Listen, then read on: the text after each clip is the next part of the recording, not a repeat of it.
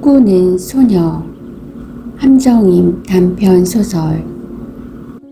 처음엔 도둑 고양인가 했다. 쥐는 자정 무렵 카페 문을 닫다가 길 건너 바다 파출소에서 움직이는 물체를 보았다.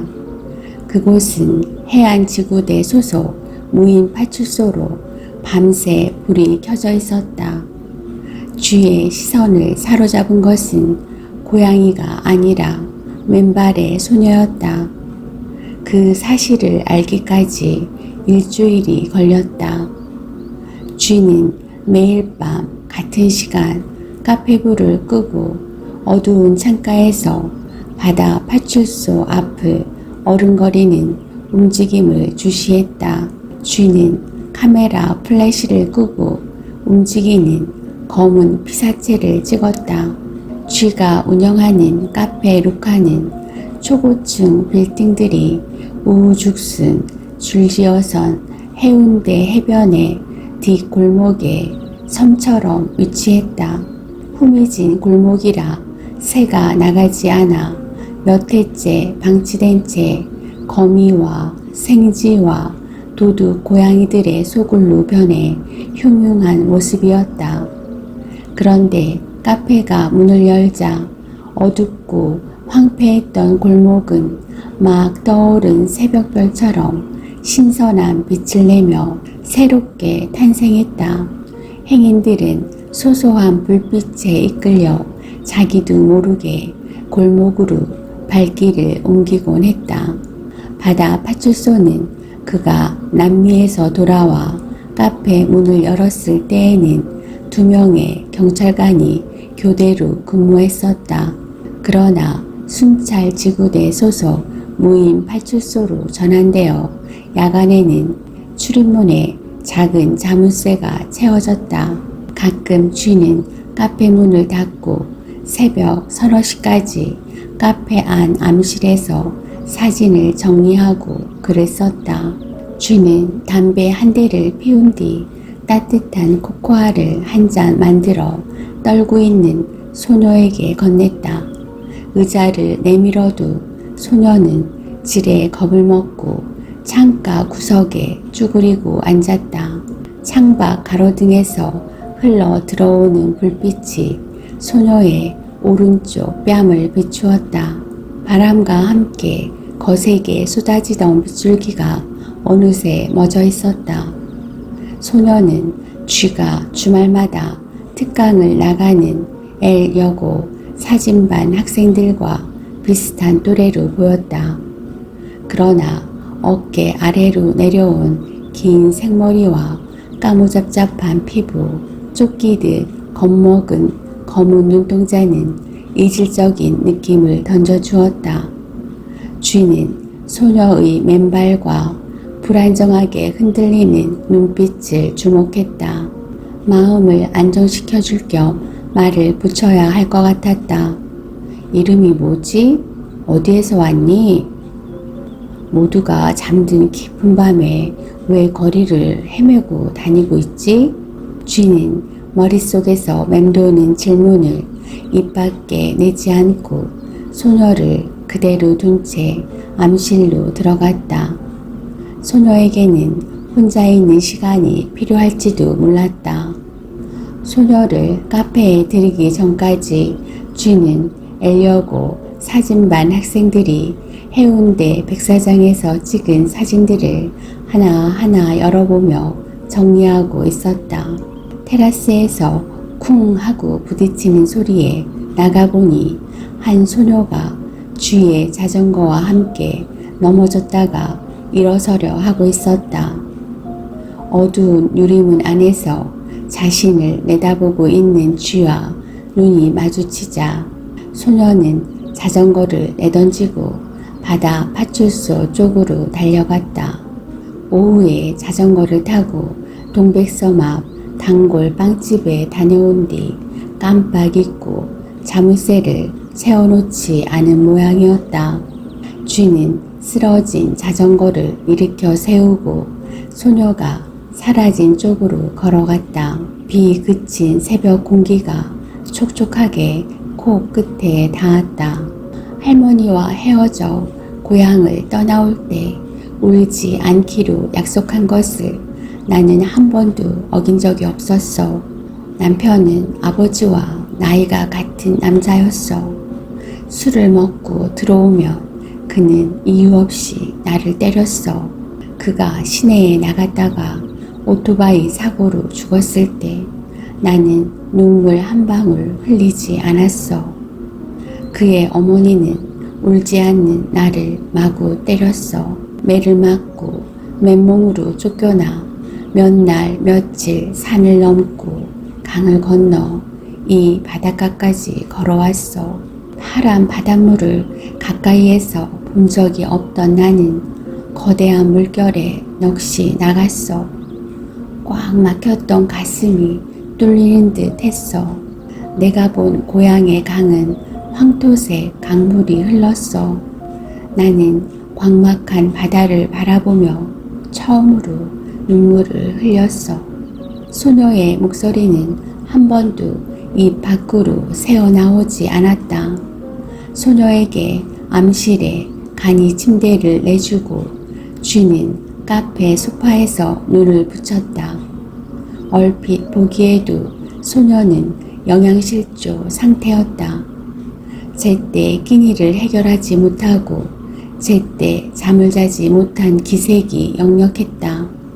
새벽에 바다 파출소 쪽으로 뛰어간 소녀를 따라갔지만 자전거를 훔치려던 소녀를 잡기 위해서가 아니었다.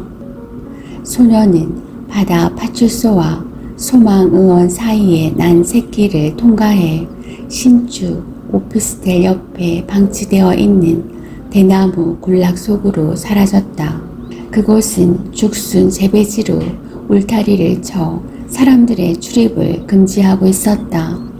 소녀는 야생 동물처럼 숨는 데 민첩했다. 쥐는 담배를 한 대 꺼내 피우면서 소녀를 기다렸다. 하루 종일 내린 비로 대숲은 검게 젖어 있었다. 쥐는 담뱃불을 발로 비벼 끄면서 소녀에게 밖에서 기다리고 있다고 말했다. 소녀는 아무런 반응이 없었다.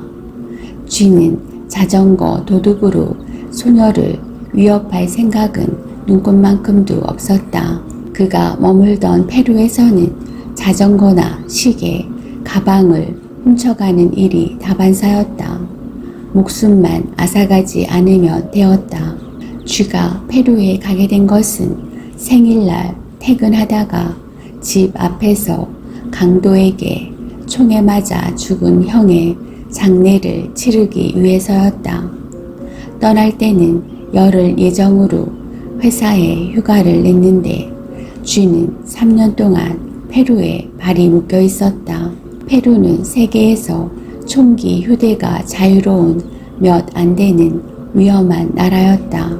형이 버려놓은 회사는 6개월 만에 수습되었고 쥐는 언제든 홀가분하게 한국으로 돌아갈 수 있었다. 그러나 1년 12달 동안 비다운 비가 내리지 않는 남태평양의 파도치는 바닷가에 서서 쥐는 자신을 그 먼 곳까지 이끈 것은 형도 형이려니와 다른 무엇이 있음을 깨달았다. 이 작고 어두운 방은 익숙해. 남편의 어머니는 낮잠을 자는 나를 눈뜨고 못 보았어. 말도 못하는 년이 게을러 터져서 늙은이는 새빠지게 일하는데 시퍼렇게 젊은 것이 방구석에 누워 디비져 잠만 잔다고 머리채를 잡아 일으켜 세우고는 마당으로 끌고 내려갔어. 그리고 부엌 옆 고구마 창고에 나를 쳐넣었어. 고향에서는 어릴 적부터 점심을 먹고 나서 낮잠을 잤어. 남편의 어머니가 심하게 타박을 하니까 몰래 낮잠을 잘 수 있는 장소를 찾았어. 뒤란 장독대에서 잠을 잤고 고구마 창고에서 잠을 잤고 심지어 남편이 소를 끌고 나간 사이 외양간에서 잠을 잤어. 한 번은 장롱 속에 들어가 잠을 자다가 남편의 어머니가 친구들과 핫초판을 벌이는 바람에 저녁 때까지 밖으로 나오지 못했어. 남편은 나를 부르며 집안 곳곳을 뒤졌고 나는 나갈 수 없었어. 그날 저녁 남편은 해가 지도록 여자가 바깥으로 나돌아 다닌다고 느닷없이 내 뺨을 갈겼어. 그날 밤 나는 뺨이 벌겋게 부어올라 동네 회관에서 하는 한국어 수업에 결석했어. 남편은 한 발짝이라도 대문 밖으로 나가면 다리 몽둥이를 분질러 놓겠다고 엄포를 놓았어. 나는 한국어 공부를 하러 가고 싶었지만 남편이 무서워서 찍소리도 못하고 방에 엎드려 받아쓰기 노트에 한 장 한 장 한글을 썼어. 어머니, 아버지, 할머니, 할아버지, 사랑합니다. 나는 말을 못할 뿐이지 고향에서 알아주는 학생이었어. 자전거 경주에 나가 챔피언이 되었고 글씨도 반듯하게 잘 썼고 수학도 제일 잘 풀었어. 선생님들이 모두 나를 사랑해 주었어. 할머니는 한국을 사랑했어. 할아버지의 나라 한국을 평생 가슴에 품고 살았어. 할아버지가 한국으로 돌아간 뒤 다시는 만나지 못했지만 텔레비전에서 한국 이야기만 나오면 마치 할아버지를 만나기라도 할 것처럼 두 눈을 반짝였어. 어머니, 아버지가 돌림병으로 돌아가시자 할머니는 나와 동생들을 돌보았어. 할머니에게 한국은 꿈속에서 그리는 나라, 세상에서 가장 아름다운 나라였어. 할머니는 밤이면 자장가로 한국 노래를 들려주었어. 호아, 네 피 속에는 한국인의 피가 흐르고 있단다. 나는 꿈을 꾸었어. 언젠가는 내 할아버지의 나라로 꼭 가고야 말겠다고. 소녀는 도무지 암실에서 나오지 않으려고 했다. 쥐는 암실로 바나나 우유와 빵을 넣어주었다. 쥐는 이전처럼 메이저 잡지에 소속되지 않아 마감에 쫓기지 않았고 이곳에 아무런 연고가 없어 단조로운 면도 없지 않았지만 카페 생활에 그럭저럭 만족했다. 페루에서 3년 무엇이 그를 거기에 붙잡아 놓았던가. 처음 리마에 머무는 동안 억울하게 죽은 형에 대한 비통과 살인자에 대한 분노가 누그러지지 않아 괴로웠다. 현실로 돌아가기 위해서는 빨리 그곳을 떠나야 했다. 형의 죽음은 마감에 쫓기는 서울에서의 전쟁과 같은 그의 숨가쁜 삶을 돌아보게 했다. 한국으로 돌아오려고 결심했을 때 서울이 아닌 남쪽 바닷가, 예전에 몇 차례 취재차 내려갔던 부산을 떠올렸다. 몇 년 사이 초고층 빌딩들이 해운대의 해안선을 따라 거침없이 들어서고 있지만 부산은 그의 카페가 있는 해운대 뒷골목처럼 이면이 많은 도시였다. 쥐는 이면에 빛나는 어둠을 사진으로 기록하고 있는 셈이었다. 쥐는 건너편 바다 파출소를 바라보았다. 경찰차가 세워져 있었다. 쥐는 판단이 서지 않았다.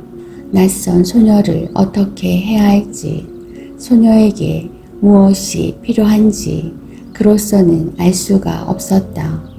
자정 넘어 쥐는 소녀를 암실에 남겨놓고 문을 열어놓은 채 불을 끄고 카페를 나섰다.